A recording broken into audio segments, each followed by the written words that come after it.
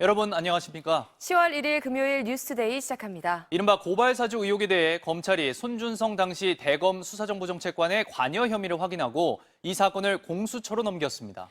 또 당시 손 검사 밑에서 근무한 현직 검사 2명의 진술과 압수수색 기록도 공수처로 보냈습니다. 이재욱 기자입니다. 고발사주 의혹을 수사 중인 검찰이 현직 검사의 관여 사실과 정황을 확인했다고 밝혔습니다. 현직 검사는 윤석열 전 검찰총장 시절인 지난해 4월 대검 수사정보정책관으로 일했던 손준성 검사입니다. 이른바 손준성 보냄이 표기된 고발장 파일과 실명 판결문 등 사주 의혹 자료들이 손 검사에게서 누군가에게 전송됐다는 겁니다. 검찰은 손 검사 밑에서 일하던 성모 검사와 A 검사가 고발장과 함께 전송된 실명 판결문 관련 혐의에 연루된 사실도 확인했습니다. 검찰 내부인만 접근 가능한 검색 시스템에서 해당 판결문의 접속 기록 관련 정황이 드러난 겁니다. 성 검사는 당시 수사정보 2담당관, A 검사는 수사정보정책관실 소속 검찰 연구관이었습니다. 특히 A 검사는 지난해 라임 사태의 핵심 인물인 김봉현 전 스타모빌리티 회장의 검사 술접대 사건에도 연루돼 징계를 앞둔 인물입니다.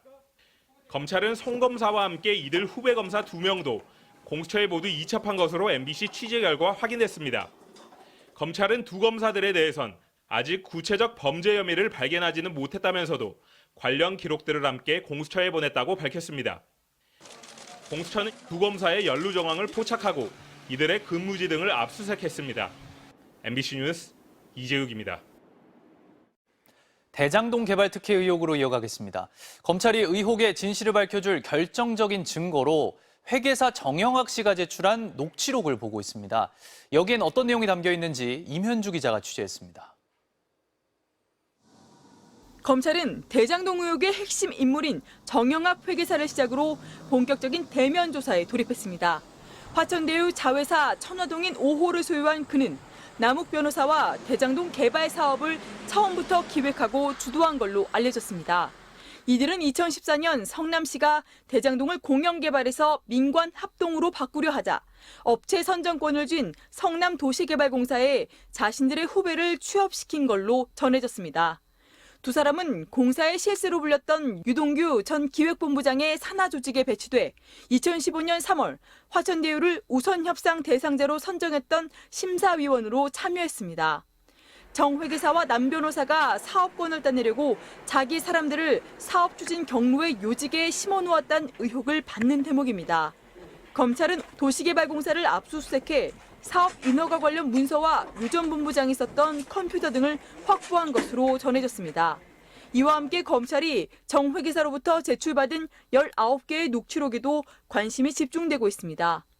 화천대유 대주주 김만배 씨와 남욱 변호사 등이 수익 배분 방식 등을 논의한 대화가 담긴 걸로 알려졌습니다. 또 수익 자금 가운데 10억여 원이 유 전 본부장 등 개발공사 측에 일부 현금 따발로 전달된 정황을 뒷받침하는 사진들도 제출된 걸로 전해졌습니다.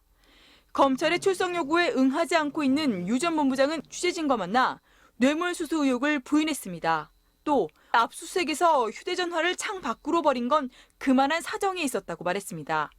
김호수 검찰총장은 대장동 개발 특혜 의혹과 관련해 여야와 신분, 지위 여하를 막론하고 신속하고 철저히 수사하라고 지시했습니다. MBC 뉴스 임현주입니다. 국회가 오늘부터 3주간의 국정감사 대장정에 돌입합니다.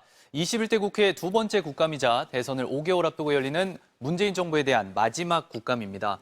여야는 이번 국감에서 대장동 개발 의혹과 고발 사주 의혹 등 여야 유력 대선주자들이 얽힌 대형 이슈를 놓고 정면 충돌할 것으로 예상됩니다.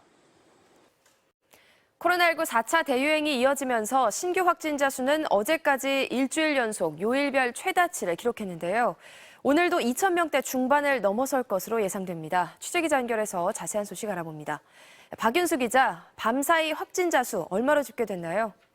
네, 어젯밤 9시까지 방역당국과 전국 지방자치단체에서 집계된 코로나19 신규 확진자는 2,302명입니다. 자정까지 추가된 환자들을 포함하면 오늘 발표될 신규 환자 수는 2,500명대, 많으면 2,600명대로 예상됩니다. 지역별로는 수도권이 1,761명으로 76.5%, 비수도권은 541명으로 23.5%를 차지했습니다.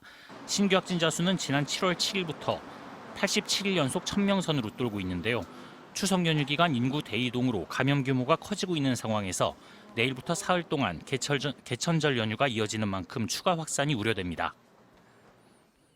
네, 그리고 오늘 다음 주부터 적용할 사회적 거리두기 조정안이 발표되는데 현재 단계를 유지할 가능성이 높은 거죠? 네, 정부는 오늘 중앙재난안전대책본부 회의에서 오는 4일부터 적용할 거리두기 단계를 확정해 발표하는데요. 수도권 4단계, 비수도권 3단계인 현행 거리두기 단계를 2주 연장하는 방안이 유력한 것으로 알려졌습니다. 다만 백신 접종 완료자에게 주는 혜택은 일부 확대될 것으로 예상되는데요.